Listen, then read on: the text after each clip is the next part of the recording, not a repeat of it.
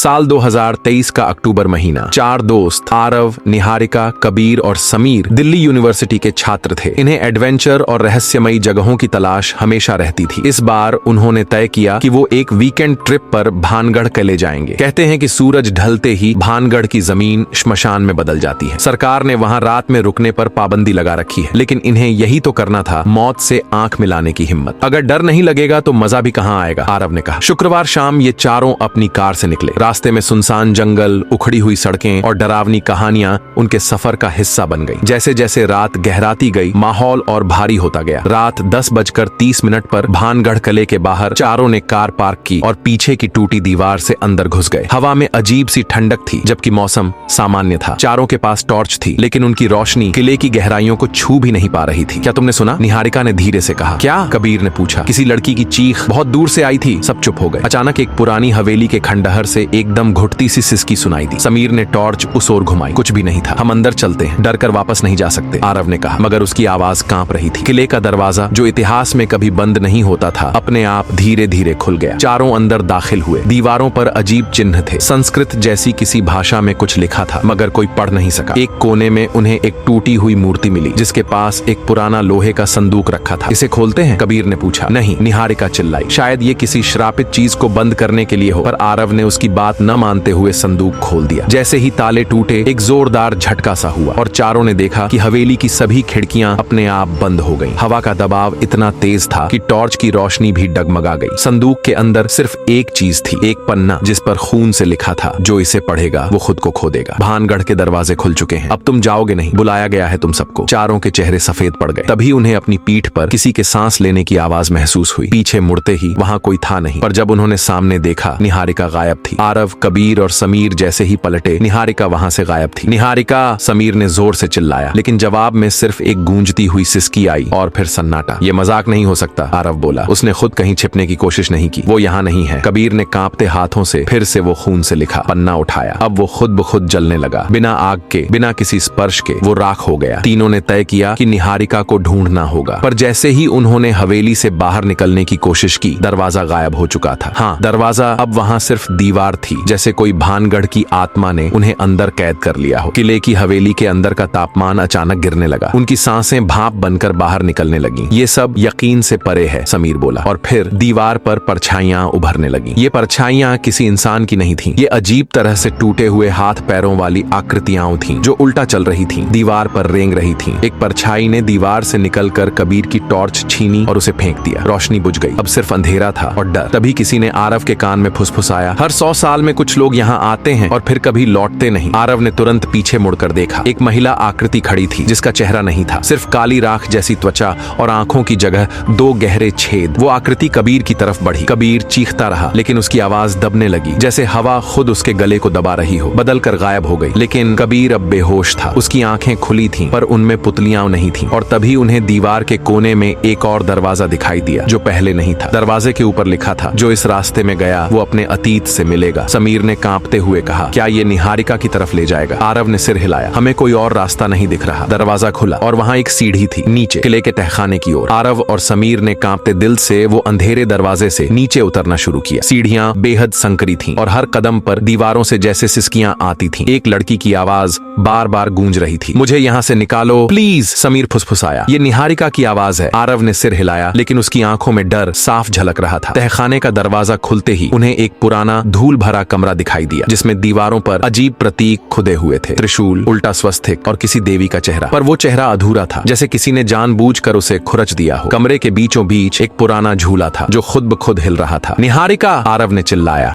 और तभी झूले पर अचानक एक लड़की की आकृति प्रकट हुई। सफेद साड़ी में, बाल खुले हुए, चेहरा झुका हुआ। नीचे मत देखो, नीचे मत देखो, वो बुदबुदा रही थी। समीर ने धीमे से पूछा, ये निहारिका है? आरव ने आगे बढ़कर उसका चेहरा ऊपर उठाया और झटका खा गया। ये निहारिका नहीं थी। उसका चेहरा पूरा जल चुका था। आंखों की जगह 2 जली हुई दरारें थीं और जब उसने मुंह खोला तो आवाज आई, निहारिका मर चुकी है, अब तुम भी वहीं बनोगे। झूला जोर से झटका खाकर उल्टा हो गया और वो आत्मा गायब हो गई। मगर तभी कमरे की पिछली दीवार खुली और वहां निहारिका निहारिका बंधी हुई मिली, बेहोश लेकिन जिंदा। आरव और समीर ने उसे उठाया, लेकिन तभी कमरे की दीवारों से आवाजें आने लगी। तुमने उसे छूकर गलती की, अब श्राप पूरा होगा। तभी कबीर वहां आता दिखा, लेकिन कुछ बदल चुका था। उसकी चाल अजीब थी, आंखें सफेद और चेहरा पूरी तरह भावहीन। समीर ने पूछा, कबीर तुम ठीक हो? कबीर ने सिर घुमाया और आवाज में कोई और बोला, कबीर अब नहीं है, अब सिर्फ मैं हूँ जिस पर यह किला बना था, तांत्रिक भैरवनाथ। समीर और आरव हक्के बक्के रह गए। कबीर अब कबीर नहीं था। उसकी आंखें अब भी सफेद थीं, लेकिन उसमें कोई और झांक रहा था, कोई जो सदियों से इंतजार कर रहा था। मैं भैरवनाथ हूँ, वही जिसने इस कबीले की नींव में मौत का तंत्र गाड़ा था। उसकी आवाज गूंजी। आरव ने चिल्लाकर कहा, कबीर को छोड़ दो, वो हमारा दोस्त है। भैरवनाथ हंसा, एक ऐसी हंसी जो इंसान की नहीं थी, बल्कि कब्रों में गूंजने वाले मंत्रों जैसी लगती थी। तुम लोग नहीं समझते, जब भी कोई इंसान भानगढ़ के श्राप को छेड़ता है, मुझे एक नया शरीर मिलता है, और इस बार तुम लोग मेरे लिए रास्ता खोल कर आए हो। अचानक भूतिया कमरा कांपने लगा। दीवारों से काली धुएं जैसी आकृतियां बाहर निकलने लगीं। वे सब उन लोगों की आत्माएं थीं जो वर्षों पहले इस किले में फंस चुके थे। आरव और समीर ने निहारिका को उठाया और भागने की कोशिश की, लेकिन कबीर अब भैरवनाथ उनके सामने आ गया। तुम सबको यहीं मरना है ताकि मेरी शक्ति फिर से पूरी हो सके, उसने कहा, और एक अदृश्य शक्ति से उन्हें हवा में उठा दिया। निहारिका को जैसे ही होश आया, उसने अपने गले से एक ताबीज निकाला जो उसकी दादी माँ ने उसे भानगढ़ जाने से पहले पहनाया था। इसे उसके माथे पर रखो, निहारिका चिल्लाई। आरव ने पूरी ताकत से वो ताबीज कबीर यानी भैरवनाथ के माथे पर रख दिया। एक जोरदार चीख गूंजी, पूरा तहखाना थरथराने लगा, दीवारें गिरने लगी। भैरवनाथ चीखते हुए बोला, ये अधूरी कहानी फिर पूरी होगी। 100 साल बाद फिर कोई आएगा, फिर दरवाजा खुलेगा। कबीर जमीन पर गिर पड़ा, बेहोश लेकिन जिंदा। भैरवनाथ की आत्मा धुएं में बदलकर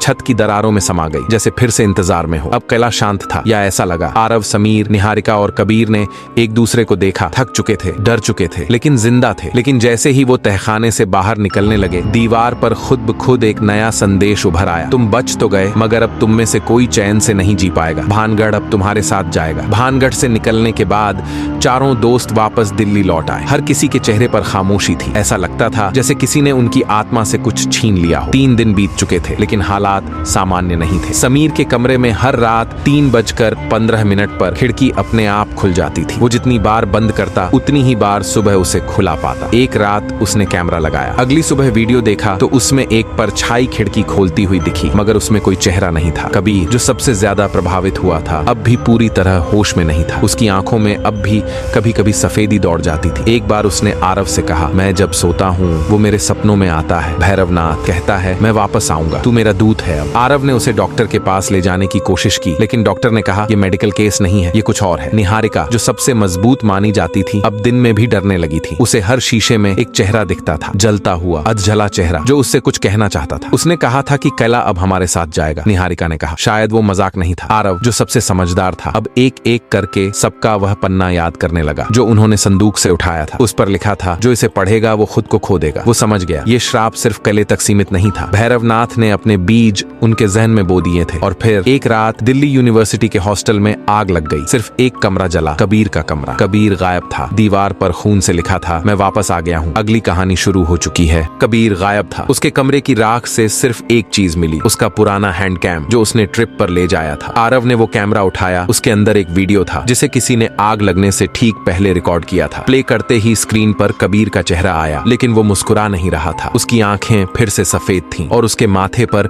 वो 3 रेखाएं बनी थीं जो उन्होंने किले की दीवारों पर देखी थीं। कबीर ने कैमरे की ओर झुकते हुए कहा, जो भानगढ़ में होता है वो वहीं नहीं रुकता। मैंने अब खुद को सौंप दिया है। मैं अब उसका दूत हूँ और अगला शिकार कोई अनजान नहीं, मेरे अपने ही होंगे। वीडियो अचानक हिलने लगा। स्क्रीन पर लाल धुंध छा गई और फिर सब ब्लैंक। अगले दिन समीर लापता था। उसके घर की छत पर एक और संदेश लिखा था, एक गया, अब 2 बाकी हैं। निहारिका और आरव अब हर वक्त साथ रहने लगे। उन्होंने पुलिस को भी बताया, पर कोई सुराग नहीं मिला। सीसीटीवी में सिर्फ एक अंधेरी परछाई दिखाई देती जो हर कैमरे से बच निकलती। रात 2 बजे निहारिका को एक कॉल आया अज्ञात नंबर से। फोन उठाते ही सिर्फ एक आवाज, आरव अब अकेला रहेगा। निहारिका घबरा गई, मगर आरव के पास दौड़ी। मगर जैसे ही उसने कमरे का दरवाजा खोला, कमरा खाली था, कांच टूटा हुआ था। मेज पर लिखा था, दूध को बलि चाहिए। अब सिर्फ निहारिका बची थी। क्या वो अगली बलि होगी, या क्या अब वो इस खेल का नियम तोड़ेगी? उसी रात उसने फैसला किया, उसे वापस जाना होगा, वहीं जहां ये सब शुरू हुआ, भानगढ़। निहारिका ने अब तय कर लिया था, वो भागेगी नहीं। उसके दोस्तों को एक एक करके छीना गया था और अब वो आखिरी थी। भैरवनाथ का खेल वहीं खत्म होगा जहां वो शुरू हुआ था, भानगढ़ किले में। रात के ठीक 12 बजे निहारिका किले के बाहर खड़ी थी। चारों ओर सन्नाटा था। हवा एकदम ठंडी और भारी, जैसे किसी ने पूरी रात को थाम रखा हो। जैसे ही उसने पहला कदम किले के अंदर रखा, मिट्टी से भरी हवाएं चलने लगीं और हवाओं में फुसफुसाहटें थी। तू लौटी है, तुझे भी चुना गया है। कैले के अंदर जाते ही उसने देखा वही पुरानी हवेली अब बदल चुकी थी। दीवारों पर खून से नाम लिखे थे, समीर, आरव, कबीर, और अब एक नया नाम उभर रहा था, निहारिका। वो भागी नहीं, वो सीधे तहखाने की ओर बढ़ी, वहीं जहाँ सब शुरू हुआ था। जैसे ही वो नीचे पहुंची उसने देखा तीनों दोस्त एक गोल घेरे में बैठे हैं, आंखें बंद, शरीर अकड़ा हुआ जैसे तंत्र में बांधे गए हों, और उनके बीच में खड़ा था कबीर, अब भैरवनाथ का पूर्ण अवतार। भैरवनाथ बोला, तू आखिरी है, तू ही कुंजी है। जिस दिन तू लौटेगी मेरी शक्ति पूरी होगी, और ये कैला सिर्फ एक जगह नहीं रहेगा, ये हर जगह होगा। निहारिका ने जेब से वही ताबीज निकाला